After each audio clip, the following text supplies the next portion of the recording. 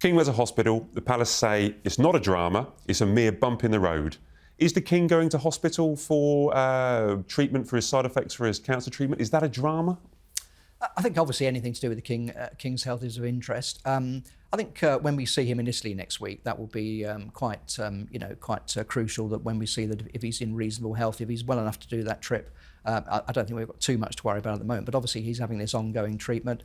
I'd like him to slow down. Camilla is forever telling him to slow down. She'd like him to pace himself. She'd like him to take it easy, but he's just got this work ethic. He's known for working late into the night and literally falling asleep at his desk. I think probably those days have gone, and he needs to curtail that sort of ridiculous workload. But it's just in his nature, it's just in his blood, and that's how he'll probably carry on. He likes being busy, he likes meeting people, he likes getting out and about, and he likes doing the job, basically. So I don't think, he's not going to sort of disappear, but he really, for his own good, ought to slow down a bit and pace himself. And that does, I think you're going to talk about this, Matt, it does present an opportunity for other people, perhaps Sophie, Duchess of Edinburgh, to step up and do a bit more. Well, there have been eyebrows raised at the fact that, another Sophie. This is the Duchess of Sophie. Yeah. The Duchess of Edinburgh, Sophie, that she isn't being used more because she's basically chomping at the bit. Because a lot of the time, it's the King is being thrust into everything. He's been forced to make, William's dealing with Catherine at the moment. He's got a lot going on. We don't have Harry. We don't have Andrew. Are you a big fan of the Duchess of Edinburgh by a chance? I mean, I don't mind her, but I do think that the King has been really needed right now. There's been a lot of division in Britain, a lot of division globally. I know that the King is almost being used as a bargaining chip for the UK to get back in with Donald Trump after all of that. So I think that the King is very needed right now, and he's so stoic. I almost forgot that he was battling cancer the past year because he's been out there shaking hands and doing what he does best. But I think that William is probably going to need to start getting ready, let's just say, for the incoming position. I know that he's been doing that his entire life, but it's never good when the palace makes an announcement like that. Well, I found it interesting that they were trying to downplay it. Yeah, that's what I found it. We have to remember, though, that the late Queen and Prince Philip had 1,500 patronages between them.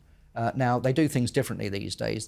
William and Kate, for example, tend to concentrate on a few core issues, and they don't sign up to every patronage going. But there's still a hell of a lot of people out there who would like to have a royal presence, would like to have a royal visit here and there, and would like to a royal to come and open a hospital or whatever. I don't see why, in the absence of Harry and Meghan, in the absence of Prince Andrew, and with the likes of the Duke of Kent and Princess Alexandra now obviously at the end of their working lives, I don't see a problem with Sophie doing a lot more. I think she hasn't put a foot wrong when she has been called upon. And, she's very, very popular, and she impresses people when she meets them, and I think she could do a lot more. I think she wants to. I think she wants to, yeah. Yeah, I think it should be. That's half the battle. If someone wants to do something, they tend to do it well, don't they? So I was with the King a couple of weeks ago. I just talked about this, I think, last week on the show. Never name drop. As in Northern Ireland. I was just hanging out with the King in Northern Ireland. Had a little chat, it was grand. And this week, he obviously returned to work, and he's got quite numerous jobs. There's public jobs at Windsor Castle and at RAF Northolt, and there's also some private jobs where he's meeting the Prime Minister, these kind of important things, etc., etc. But he did give out some investitures. This was to Alan Titchmarsh and to Catherine Johnson-Thompson, very successful heptathlete, and she said that he looked in good spirits and looked fit and healthy. So she was up close to him. So we'll go with her words for now. Yeah. She looked good. She said he looked good. He looked fine. He's known Alan Titchmarsh for 40-odd years, hasn't he? I mean, they're quite good friends, I think. So there was obviously a good rapport there. But as I say, I think this trip next week to Italy, great shame, of course, they're not meeting the Pope. He doesn't seem to have a great deal of luck with popes. Had to move the date of his wedding 20 years ago because the Pope died, sadly. But I think, this trip it's a place he loves, Italy. I mean, he absolutely adores being there. I've been on trips with him. I remember once going to the Uffizi Gallery in Florence and him being in the room. It's great, actually, because we were in there just waiting for him. So without all the hordes of tourists, we were able to look at the birth of Venus, and he came in and he was clearly deeply moved, and he said, I might never see these again, and he absolutely loves the culture. He absolutely loves the artwork and everything. So and he loves the Italian people. So I think it's going to be a good trip. I think you're going, Matt, aren't you? Yeah, I'm going. You'll enjoy it, and the press pack will enjoy it, and there'll be plenty to see, and Camilla will do well.